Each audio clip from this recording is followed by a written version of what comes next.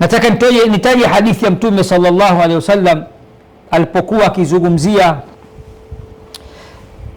dhikri mbalimbali na faida zake. Bwana Mtume sallallahu alaihi wasallam anasema at-tahuru shatrul iman, kuwa na tahara, kukaa na udhu ni sehemu ya imani. Ukimwona mtu anakaa na udhu sana, ana chembe cha imani.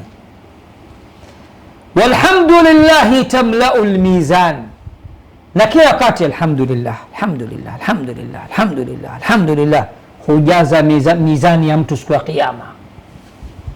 Yani ngoma zikipimwa thawabu ni nyingi. Kwa nini? Alhamdulillah ina boost mizani ya mtu siku ya kiyama. Sawa? Yeah.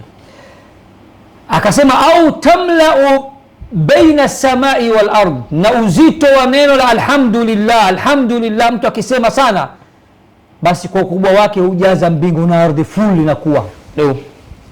Sawa? Wassalatu nurun, na sala ni nuru. Wassadaqatu burhanun, na sadaka itakuwa ni hoja tetezi siku ya kiyama. Wasabru diyaun, na subira bana ni mwangaza siku ya kiyama.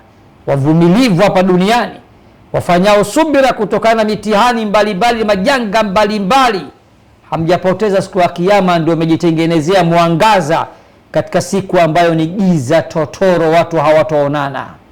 Kisha Bwana Mtume sallallahu alaihi wasallam akasema wal Qur'anu hujjatun laka au alaik, na Qur'ani ni moja ya mawili siku ya kiyama, ama ije ikutetee au ikuangamize. Hapa nachukua kipande kidogo tu kwamba alhamdulillah hujaza baina ya mbingu na ardhi. Kwa hiyo dhikri ya Allah ni jambo kubwa sana, tuvute sana dhikri ya Allah. Kishki TV, nuru ya dini yako.